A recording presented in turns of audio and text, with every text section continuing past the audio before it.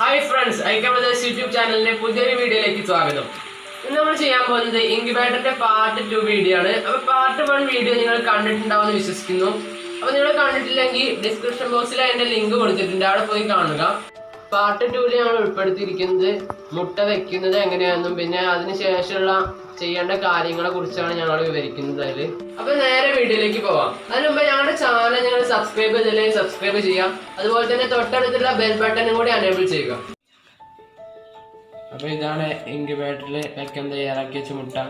ഏകദേശം 70ഓളം മുട്ട ഉണ്ട്. അപ്പോൾ ഇതിൻ്റെ രണ്ട് വശങ്ങളിലായിട്ട് നമ്മൾ ഓരോ മാർക്ക് ചെയ്തിടണം. മുട്ട ഓരോ ദിവസവും 3 നേരം തിരിച്ച് വെക്കേണ്ടതാണ്. അതുകൊണ്ട് നമുക്കിനി ഇതിൻ്റെ വശങ്ങളിലായിട്ട് മാർക്ക് ചെയ്ത് കൊടുക്കാം. ഇത് നേരെ ഓപ്പോസിറ്റായിട്ട് 2 എന്ന് എഴുതണേ. ഇങ്ങനെ എല്ലാ മുട്ടയും മാർക്ക് ചെയ്തെടുക്കാം.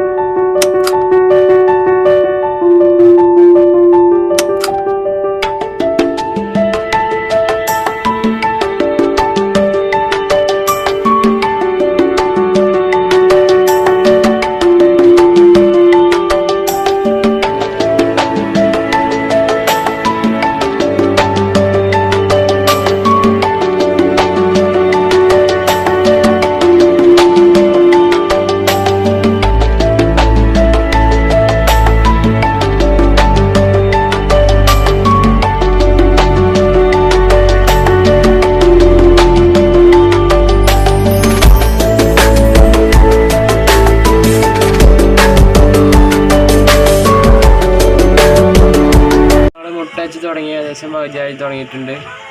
അപ്പോൾ നമ്മുടെ മുട്ടയുടെ ഒന്നേരിയ ഭാഗമാണ് ആദ്യം വെക്കുന്നത്. അപ്പോൾ തിരിച്ച് വയ്ക്കുമ്പോൾ നമുക്ക് മനസ്സിലാവാൻ വേണ്ടിയാണ് എല്ലാ മുട്ടകളും ഒന്നേരിയ ഭാഗം ആദ്യം വെക്കുന്നത്.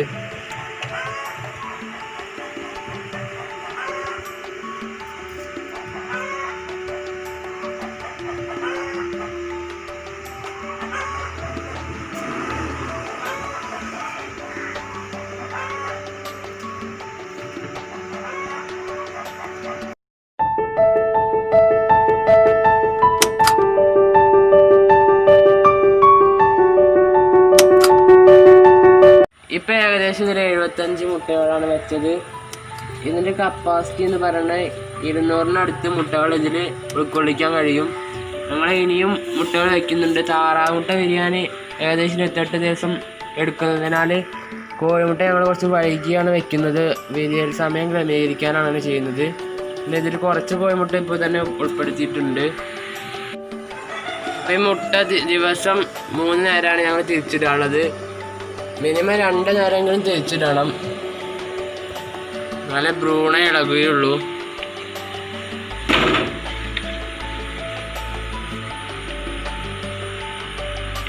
ദിവസം 8 മണിക്കൂർ കൂടുമ്പോഴാണ് ഞങ്ങൾ മുട്ട തിരിച്ചിടാറുള്ളത്. പാർട്ട് 1 വീഡിയോയിൽ പറയാത്തൊരു ഉപകരണമാണ് ഹ്യൂമിഡിറ്റി മീറ്റർ. ഇത് ഇൻക്യുബേറ്ററിൽ ആവശ്യമായ ഒരു സാധനമാണ്. ഹ്യൂമിഡിറ്റി മെയിൻറ്റെയിൻ ചെയ്യാനുള്ള ഒരു പ്രധാനപ്പെട്ട കാര്യമാണ്. നമ്മൾ ഇവിടെ പാത്രങ്ങളിലായിട്ട് വെള്ളം വെച്ച് കൊടുത്തിട്ടുണ്ട്. അപ്പോൾ വെള്ളത്തിൻ്റെ നിരപ്പനുസരിച്ചാണ് ഹ്യൂമിഡിറ്റി നമുക്ക് നിയന്ത്രിക്കാൻ കഴിയുക. പിന്നെ ഇൻക്യുബേറ്ററിന് ഹോളുകളൊക്കെ ഇട്ടാലും ഹ്യൂമിഡിറ്റി നമുക്ക് കൺട്രോൾ ചെയ്യാൻ കഴിയും.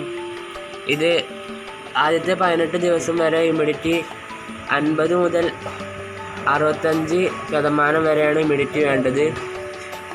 പിന്നെ മുട്ട വിരിയുന്നതിന് 3 ദിവസം മുമ്പ് മുതൽ 80 മുതൽ 95% വരെ ഹ്യൂമിഡിറ്റി വേണ്ടതാണ്. നമ്മൾ ഹ്യൂമിഡിറ്റി മീറ്റർ ഇവിടെ ആയിട്ടാണ് സെറ്റ് ചെയ്യുന്നത്. ഇതിൽ ഹ്യൂമിഡിറ്റിയും ടെമ്പറേച്ചറും നമുക്ക് അളക്കാൻ കഴിയുന്നതാണ്. ടെമ്പറേച്ചർ അളക്കാൻ നമുക്ക് സെൻസർ ഉണ്ടായതുകൊണ്ട് തന്നെ ഓട്ടോമാറ്റിക് കട്ട് ഓഫിലാണ് അത് പ്രവർത്തിക്കുന്നത്. അപ്പോൾ ഞങ്ങൾ ഇൻക്യുബേറ്ററിൽ ഏകദേശം 150 മുട്ടകളാണ് വെച്ചിരിക്കുന്നത്. അതിൽ 50 താറാമുട്ടകളാണ്, അതുപോലെ തന്നെ 100 കോഴിമുട്ടയും. അപ്പോൾ നിങ്ങൾക്ക് അറിയാമായിരിക്കും, താറാമുട്ട വിരിയാൻ ഏകദേശം 28 ദിവസമാണ് വേണ്ടത്. അതുപോലെ തന്നെ കോഴിമുട്ട വിരിയാൻ 22 ദിവസമാണ് വേണ്ടത്. അപ്പോൾ നമ്മൾ മുട്ട വയ്ക്കുമ്പോൾ ഒരു കാര്യം ശ്രദ്ധിക്കണം. താറാമുട്ട വെച്ചതിന് ശേഷം ഏകദേശം 5 ദിവസം കഴിഞ്ഞതിന് ശേഷം മാത്രമേ കോഴിമുട്ട വയ്ക്കാൻ പാടുള്ളൂ. എന്ന് വെച്ചാൽ കോഴിമുട്ടയും താറാമുട്ടയും വിരിയുന്നത് ഒപ്പം ആവാൻ വേണ്ടിയാണ് അങ്ങനെ ചെയ്യുന്നത്.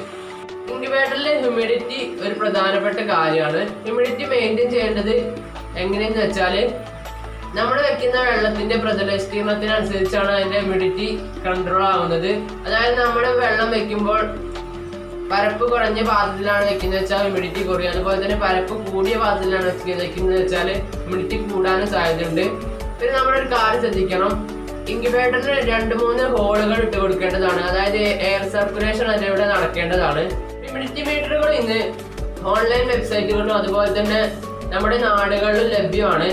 അപ്പോൾ അതിന് ഏകദേശം ഒരു 300 രൂപയ്ക്ക് ചോട്ടിൽ മാത്രമേ വില വരുന്നുള്ളൂ. ഇൻക്യുബേറ്ററിൽ മുട്ട വിരിയുന്നത് ഞങ്ങൾ പാർട്ട് 3 വീഡിയോ ആയിട്ടാണ് ചെയ്യുന്നത്.